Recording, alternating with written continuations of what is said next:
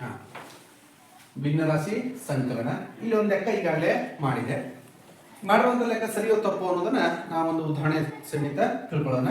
4ನೇ 1 ಪ್ಲಸ್ 4ನೇ 2 ಕೂಡಿಸಿದ್ರೆ 8ನೇ 3 ಅಂತೇಳಿ ನಾವು ರೆಗ್ಯುಲರ್ ಆಗಿ ಹೇಗೆ ಕೂಡಿಸ್ತೀವೋ ಹಾಗೆ ಕೂಡಿಸಿರುವಂಥ ಲೆಕ್ಕ ಇದು. ಆದರೆ ಭಿನ್ನ ರಾಶಿಯಲ್ಲಿ ಈ ರೀತಿ ನಾವು ಕೂಡಿಸೋದಿಲ್ಲ. ಯಾವ ರೀತಿ ಕೂಡಿಸ್ತೀವಿ ಅನ್ನೋದನ್ನ ಈಗ ನೋಡ್ಕೊಳ್ಳೋಣ, ಪ್ರಾಕ್ಟಿಕಲ್ ಆಗಿ ನೋಡ್ಕೊಳ್ಳೋಣ. ನೋಡ್ರಿ, ಒಂದು ಪೂರ್ಣ ವಸ್ತು ಇದೆ.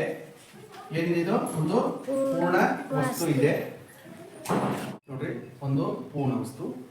ಹೌದಾ? ಒಂದು ಪೂರ್ಣ ವಸ್ತುದಲ್ಲಿ 4 ಭಾಗವನ್ನು ಮಾಡಿದ್ದೀವಿ. ಏನು ಹೇಳುತ್ತೆ ಇದು? ಛೇದ ಏನು ಹೇಳುತ್ತೆ? ಎಷ್ಟು ಭಾಗ ಮಾಡಿದ್ದೀವಿ ಅಂತ. ಒಂದು ಪೂರ್ಣ ವಸ್ತು ಇದೆ, 4 ಭಾಗವನ್ನು ಮಾಡಿದ್ದೀವಿ. 1 2 3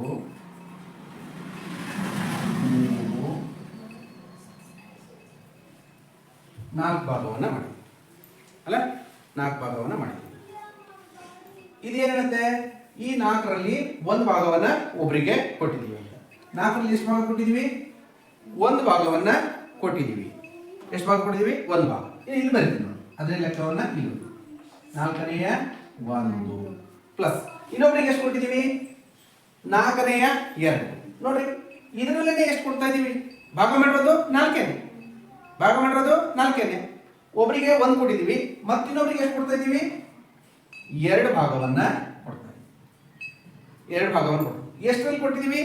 4 ಭಾಗ ಮಾಡೋದ್ರಲ್ಲೇ ಎಷ್ಟು ಭಾಗ ಕೊಟ್ಟಿದ್ದೀವಿ? 2 ಕೊಟ್ಟಿದ್ದೀವಿ ಅಲ್ಲ? ಸೊ ಭಾಗ ಮಾಡೋದು ಎಷ್ಟು? 4. ಒಬ್ರಿಗೆ ಎಷ್ಟು ಕೊಟ್ಟಿದ್ದೀವಿ? 1 ಭಾಗ ಕೊಟ್ಟಿದ್ದೀವಿ. ಇನ್ನೊಬ್ರಿಗೆ ಎಷ್ಟು ಕೊಟ್ಟಿದ್ದೀವಿ? 2 ಭಾಗ ಕೊಟ್ಟಿದ್ದೀವಿ. ಸೊ 2 ಎಷ್ಟು ಭಾಗಗಳದು? 3. ಕೂಡ್ಸೋಣ 3. ಹಾಗಾದ್ರೆ ನೀವು ಹೇಳಿದ್ದು ಸರಿ. ಇಲ್ಲಿ ಕೆಳಗಡೆ ಬರುತ್ತೆ, ಇಲ್ಲಿ ಕೆಳಗಡೆ ಬರುತ್ತೆ ಛೇದದಲ್ಲಿ. ಮೊದಲಿನವ್ರಿಗೆ ಕೊಟ್ಟಾಗಲೂ ನಾವು ಇದರಲ್ಲೇ ಕೊಟ್ಟಿದ್ದೀವಿ. ಇನ್ನೊಮ್ಮೆ ಈ ಚಿತ್ರವನ್ನು ತೆಗಿಲೇಬೇಕು, ಇದರಲ್ಲಿ ಗೊತ್ತಾಗ್ತೀವಿ. ಓಕೆ, ಮೊದಲನೇವ್ರಿಗೆ ಕೊಟ್ಟಾಗ ಏನಾಯ್ತು? ಈ ಭಾಗವು ಅಲ್ಲ, ರೈಟ್? ನಾವು ಈ ಭಾಗವನ್ನು ತೆಗೆದಿದ್ದೀವಿ.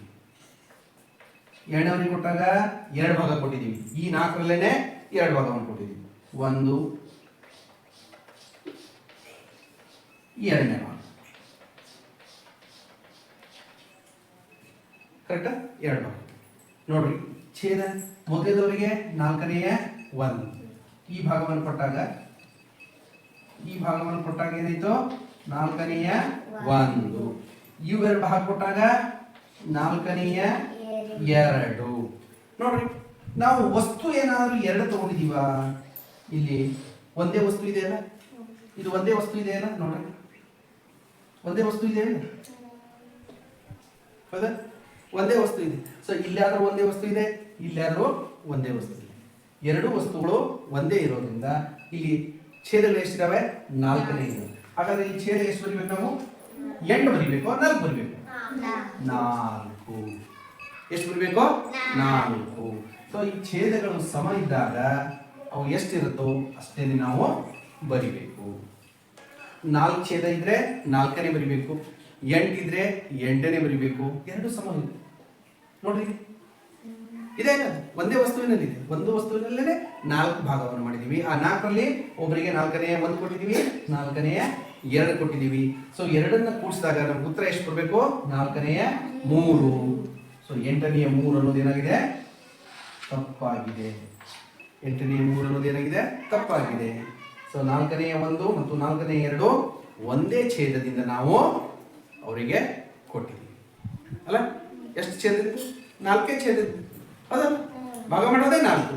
ಅವ್ರಿಗೆ ಕೊಟ್ಟಿರೋದು 3 ಭಾಗ. ಇನ್ನೂ ನಮ್ಮ ಹತ್ರ 1 ಭಾಗ ಉಳ್ಕೊಂಡಿದ್ದೇವೆ.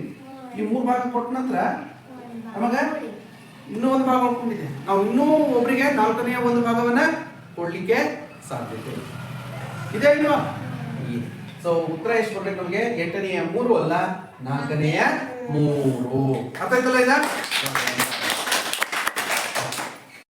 ಈ ಪ್ರಾಕ್ಟಿಕಲ್ ಪಾಠ ಇಷ್ಟ ಆದರೆ ಶೇರ್ ಮಾಡಿ, ಲೈಕ್ ಮಾಡಿ ಮತ್ತು ಕಾಮೆಂಟ್ ಮಾಡಿ.